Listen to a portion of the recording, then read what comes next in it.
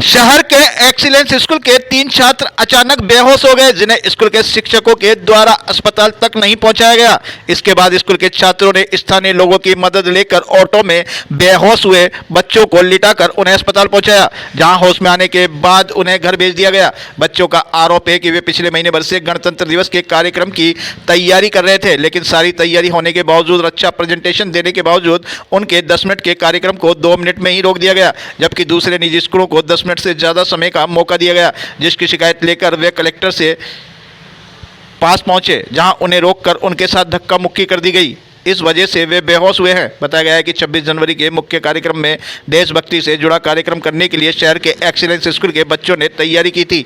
पिछले 20 से 25 दिन से उनकी नियमित प्रैक्टिस भी चल रही थी। उनका प्रोग्राम सिलेक्ट भी हो गया, लेकिन 26 जनवरी को इनका कार्यक्रम प्रारंभ होने के कुछ देर बाद ही रोक दिया गया। इसे लेकर बच्चों ने अपने टीचरों से भी बात की, लेकिन उन्होंने जब उनकी सुनवाई नहीं की तो बच्चे शिकायत लेकर कलेक्टर संजय कुमार के पास पहुंचे, जहां उन्हें कलेक्टर से मिलने से रोका गया।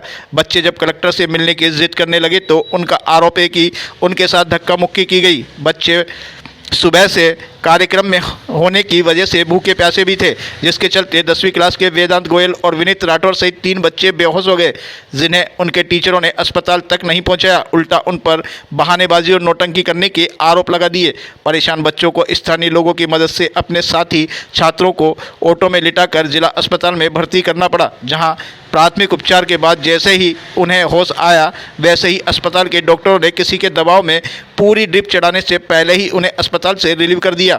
उन्होंने अस्पताल प्रबंधन और स्कूल प्रबंधन पर भी सवाल खड़े किए हैं। उनका आरोप है कि बेहोश छात्रों को उनके स्कूलों के टीचरों ने अस्पताल तक नहीं पहुंचाया। हम अपने साथियों को किसी तरह से ऑटो में लेटाकर जिला अस्पताल पहुंचे हैं। अस्पताल में भी उन्हें ठीक से इलाज नहीं मिला। होश आते ही पूरी ड्रिप तक नहीं चढ़ने दी। सिविल सर्जन ने आकर हमारी छुट्टी करवा दी।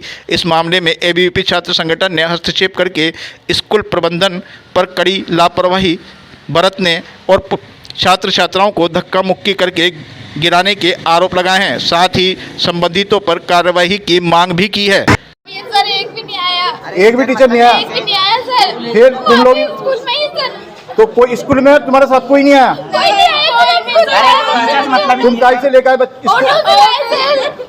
ऑटो से लेकर आए? क्या नाम बेटा तुम्हारा? मेरा नाम गोरी शर्मा, ये परी प्रजापति, खुशी प्रजापति, पायल प्रजापति। तो तुम लोग ही उस बच्चे को ऑटो में लेकर आए? हाँ सर, कोई भी नहीं आया सर। टीचरों ने देखा तक भी नहीं? टीचर ने देख लिया सर। ये भैया भी बाद में आकर पर वो नहीं आए एक भी बार। कि शकल भी देखी वो बच्चों की बेहोश हुआ तो कोई साथ में नहीं कोई आया? नहीं आया सर। प्रिंसिपल भी नहीं आया हमारा। शिक्षक जो भी होते हैं, जो भी विद्यालय के प्राचार्य हैं और ऐसे शिक्षक हैं, उनकी ये जिम्मेदारी बन जाती है कि बच्चों के साथ अगर कुछ गलत होता है तो उनके साथ खड़े रहने की उनकी पूर्ण जिम्मेदारी होती है। साथ ही साथ जब मेरे को इसकी लगभग आधे घंटे पहले जानकारी मिली तो विद्यार्थी परिषद का जिला संयोजक होने के नाते मुझे तत्काल रूप में मैं पहला मेरा कर्तव्य ये बना कि मैं उन बच्चों को देखने आऊँ। पहले मैं वहाँ एक्सीलेंस स्कूल पहुँचा। एक्सीलेंस स्कूल से इन बच्चों को ले जाया गया था। यही विद्यार्थी परिषद के कार्यकर्ता हैं, ये साथ में उन विद्यार्थियों के आए और इनको दाखिला भी कराया। आईसीयू में वो विद्यार्थी भर्ती है। साथ ही साथ मेरे को एक जानकारी और भी मिली है कि जहाँ स्टेडियम में इनका जो सांस्कृतिक कार्यक्रम चलना था वो हर एक विद्यालय का 10-10 मिनट का 8-8 मिनट का चला, इनका 2 मिनट में रोक दिया गया।